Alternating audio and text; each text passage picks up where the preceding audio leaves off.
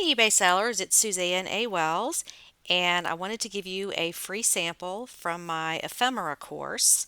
Ephemera is paper and temporary things from yesteryear. You may not be aware of how much these items can sell for or the kinds of things to look for when you're outsourcing.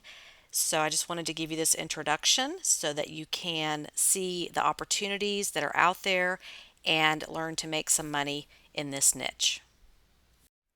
Hey everybody, it's Suzanne and welcome to the introduction to ephemera.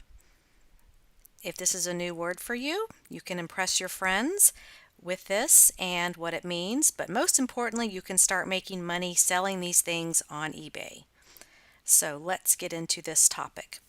Ephemera is defined as things that exist or are used or enjoyed only for a short time, or items of no lasting significance. Some people think of ephemera as old paper stuff. Also, if we look at the Merriam-Webster definition, the second definition says paper items such as posters, broadsides, and tickets that were originally meant to be discarded after use but have since become collectibles. So that is the definition that we're going to focus on here, are the paper items. Now you may be wondering, what does that even mean? What paper items? This is a huge list. So let me just go through some of these items and explain what they are and why you might want to try selling them, because one great thing about ephemera is it's everywhere. People don't know it's worth anything. It doesn't take up much room to store, and it's very easy to ship. So that's all the more reason to learn about it. So you've got playing cards. I have seen decks of playing cards sell for $800.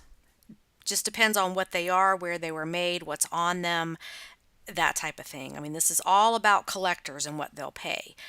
Postcards is a huge category, and I'm going to do some videos on that because it's all about what's on the postcard, the location. It may be a picture of something that doesn't exist anymore. Disney postcards are highly collectible. It could be about the writing on the back, the stamp, the postmark. There's a lot of different aspects to postcards that make them collectible. And you can often find them by the box full at estate sales or garage sales because either people don't know they're valuable or they just don't want to deal with it. Tarot cards, paper money, money from other countries, money that the style of it has changed, like old $5 bills from the 20s or whatever. Event ticket stubs. This is a big one. Concert ticket stubs from years ago, Elvis concert ticket stubs, stuff like that. Movie tickets and stubs, lottery tickets, office objects like Post-its and Rolodex cards that have writing on them, address books that have the cursive handwriting with people's actual names and addresses in them. This is considered history, so people buy these things and they collect them. Old maps is another one. Remember how, or maybe you don't, depending on how old you are, gas stations used to sell or give out road maps with their branding on them, and a lot of them have the date. So you may have or find an old Gulf oil or BP oil road map that was complimentary, given away to the customers. Miniature items such as those found in dollhouse stores. So, like a little bitty poster that goes in a dollhouse, or a little bitty cookbook that goes in a dollhouse, stuff like that. Packaging, that's a big one, like labels off of old apothecary bottles or old medicine bottles, like that was glued on there but has come off, or packaging for food items, old cereal boxes, old coffee cans, that's not exactly paper, but you get the idea. Old food packaging is a big one. Magazine ads. And the magazine itself may not be worth a whole lot, but it may have an ad in it that you can tear out and sell. We'll talk about magazines at some point in the future, and I personally have not had a whole lot of success with those, but I have had success with things that are inside the magazine that you can take out and sell on their own. It could be an old ad from a celebrity when they were young, that people collect and frame and use as home decor. Old book pages, old flyers, newspaper clippings, political cards, ledgers where people actually wrote in a ledger all of the financial information, because that's kind of a dying art. Everything's done online now on the computer in a spreadsheet, so people don't keep ledgers anymore. Feathers and leaves, that's considered ephemera. Film strip or strip materials, old slides, scrapbooks, any kind of brochures, programs from like Broadway plays or bulletins, that kind of stuff. So anything's fair game in the paper department because people collect this stuff, and a lot of times it does not matter if it is stained or if it's torn.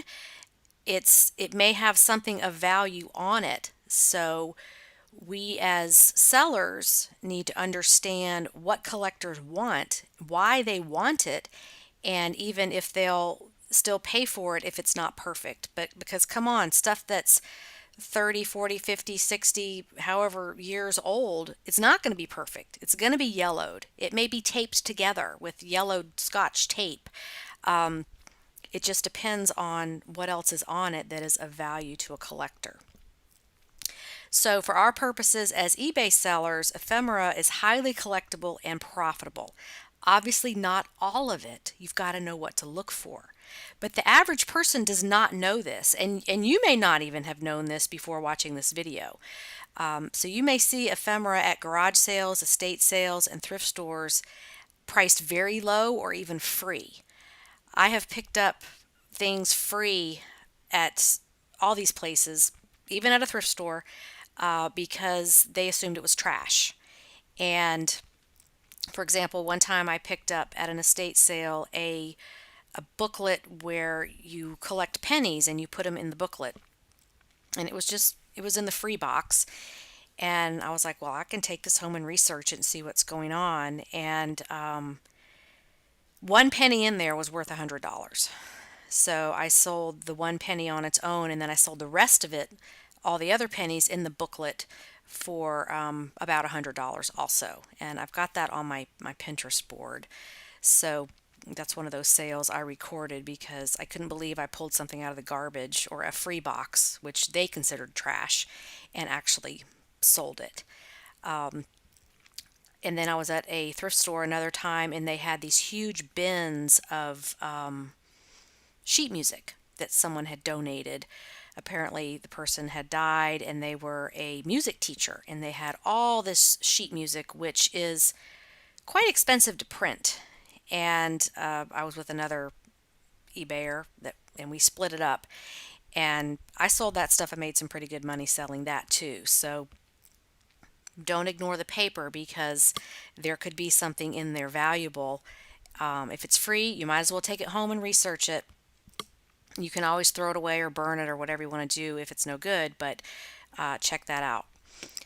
So what I'm going to do in this series is focus on items you might actually find based on what I have seen and what other average sellers have found. The things hiding in plain sight.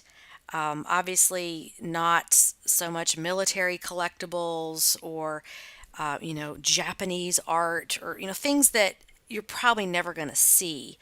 I'm going to focus on things that you might actually come across in your travels out there as a reseller. So let's take a look at ephemera on eBay so you can get an idea of what's in this niche and the possibilities, which is what I like to focus on, because if you know what's possible, it can absolutely happen to you. And we're going to look at completed listings so you can see what other sellers have done. Okay, so here we are on eBay with collectible paper ephemera. And if you can see up here, the category breakdown, it goes to collectibles, and collectible paper ephemera. And the subcategories are by year. So we see there are 59,156 results, so about 60,000 active items in this category. So that tells you that it's a pretty popular category for people to list items in. And obviously we have our outliers here, very rare items.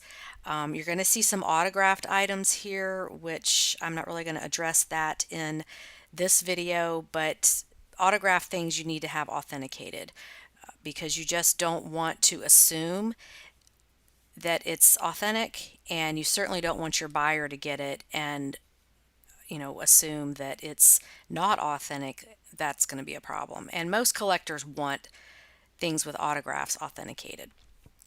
So you can just see here there's all kinds of letters, newspapers, photographs, postcards, old books. I'm going to skip ahead, kind of get in the middle here as far as price is concerned, because you're not likely to find these really super high-end, expensive items. I kind of focus on what the average person can do. But here's an old magazine, and these are all listings in the United States, just to kind of narrow that down. We've got another photograph here. Deeds, house deeds, that's an interesting thing. Magazine covers, more newspapers. Here's an old map. And these are all active listings. So I just wanted to give you a little introduction to the kinds of things that people are listing. So now we're going to switch to completed sold listings, because that shows us what's actually happened. And there are just shy of 10,000 results in the sold listings. And these are going to be listings sold, I think it's over the last 90 days this pulls up. So you may have to wait a little bit to get your price on these types of items. Let's look at the auction versus buy it now, see how people are listing these. Not very many auctions at all. Most of them are buy it now. Only 48 out of 5,000 items were auctions. So you want to price it high and wait. When you do an auction, you risk pricing it too low. So especially if it's collectible, because collectors will pay different amounts for different items. So when you price it high, you can get those best offers and get your buyers telling you what they think it's worth. So again, we can look through these higher priced items. Here is a newspaper that sold for $750. These are all pretty rare items. So let me get to the middle here so we can look at the average. Okay, here's some military recruiting signs sold for $175. Here is a vintage lot of 1920s to 1940s handwritten typed letters, personal correspondence. Now this is a kind of thing that people don't know is worth anything. Somebody may have probably did pick this up at an estate sale, and it's just a bunch of handwritten letters. And see, they're stained, but this is history. People will pay for this. You can see the penmanship here, beautiful cursive writing, which they're just not teaching that anymore. The young people just don't know how to write in cursive. And I've said this before in my very short-lived real estate job where I was helping a realtor with his marketing. I worked there for about 8 months. This was in 2015. So I was taking phone messages and writing the messages down on the little, message while you were out thing, and putting them on his desk. And, he came to me one day, and it was like the first week I was there, and he said, What does this say? I can't read your writing. And I said, oh, I tried to write really neat. He says, oh no, I can't read cursive. And the guy was 35 and he couldn't read cursive. So that just kind of breaks my heart that young people can't read it. But, when you look at these letters, you see this beautiful penmanship because that's what you did back then. You had to learn how to write in cursive and it had to be legible. And this is a dying art. So all these letters have different postmarks on them, different stamps. And then, of course, whatever the content of the letters is probably very interesting. What they were talking about, what was happening in the world, love letters back and forth, that kind of stuff is highly collectible. Let's see what else. This is a lot of 297 Victorian trade cards. And this was a thing back in the Victorian time, was these trading cards. So you might run across something like this. You just never know. They look like little tiny greeting cards, but they were called trading cards. And you can see these were very Victorian, just with the fashion and the hairstyles and the transportation and what's going on in the drawings here. These are beautiful. People frame them, use them as home decor, decoupage, all kinds of interesting things. So that's something that you might come across, are things from the Victorian era that would be very interesting, or Victorian style. Here's a tax ledger that sold for $93. I mean, this is totally something someone would throw away. Here's a map. Things like farmers' almanacs, you might run across that. Those could be worth money. Let's see what else. We've got here stamps, calendar cards. Okay, something like this. These old sports team schedules. Like banks used to give them out, or maybe they still do. I don't ever go in the bank anymore. I do everything online. But like this one is from, what's the date? Let me look at the listing here.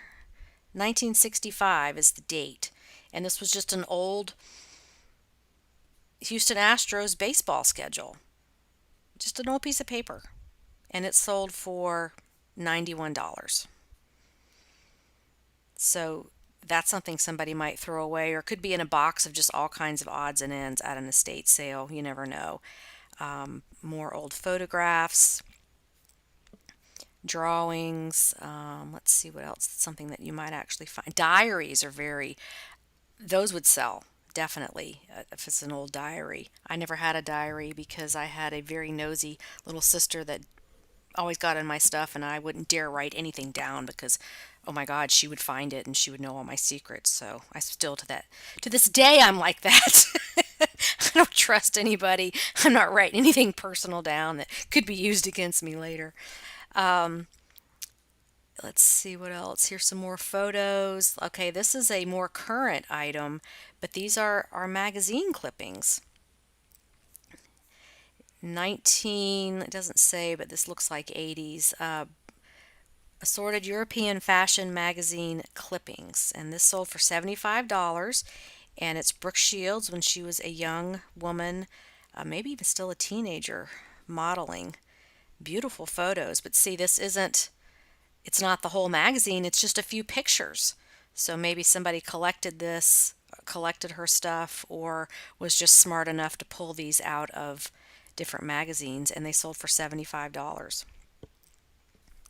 Let's look at a few more because I'm pretty sure y'all get the idea here, but I always remember things if I've heard them and seen them. So let's see what else we can find. These are old posters from Walt Disney, sold for $65.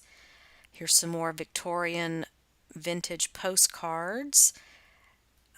Here's something interesting. Vintage lot of Denison gummed seals sealing labels. Okay, so when you used to write letters to people back in the day, some people had their own seal, so where you would seal up the back of the envelope. And these are notary seals, lawyers' seals, or like stickers. So this You can see how old the box is there. It's even stained, but they're just seals that you would put on either the back of a letter or like this the notary seals and the lawyer seals you put on top of the document. So now it's just made into the document, but you used to actually stick it on there, and then you would have a imprinter where you would clamp it over the seal so that it would be embossed and raised. So like you would have an embosser with your company logo, your seal, whatever. If you were a notary back in the day, you used to have those. So this one sold. These sold for $68, and they're just some boxes of pieces of paper. Let's see. Recipes are another good one. I've seen like handwritten recipes from generations back where somebody saved their grandma's recipes. Those can sell. Let's see. Here's some letterhead. See, I could look at this stuff all day. It's just so fascinating what people will pay for. This is a huge lot of antique vintage paper, business letterhead, receipts, and bills from a railroad company. So here's just this big pile of paper. Like maybe you have an older relative who has all this sitting on their desk right now. So these are just invoices and bills and various different things. This is dated back to 1912. That's what makes it collectible is it's so old. This one is dated back to 1909. Chamber of Commerce out of Buffalo, New York. All kinds of invoices and receipts for different things. So, I mean, this is history right here. That's what people are collecting. They're buying this for the historical value, and who knows what they're going to do with it. It could be teachers buying it for their classes to look at. It could be their own personal collection, framing it, hanging it on the wall, whatever. Here's a playing cards deck, since I mentioned that. And this goes back to 1860, so this would be a rare find if you found something this old, but this just goes to show you that playing cards do sell. And this is a beautiful, it really is. Looks like the box is embossed, and there's all the cards. Just, you know, pretty unusual and old things that people would buy that are made of paper. So anyway, you get the idea there. But in this series, I'm going to be doing very specific items that you may actually come across out there in your travels that you can resell. So stay tuned for more episodes. Thanks. Bye. I hope you enjoyed that introduction to ephemera. And if you want to learn more, this course has about 2.5 hours worth of content at this time. I'm always adding to it, so come check it out. Thanks again for watching, and have a profitable and productive day on eBay. Bye.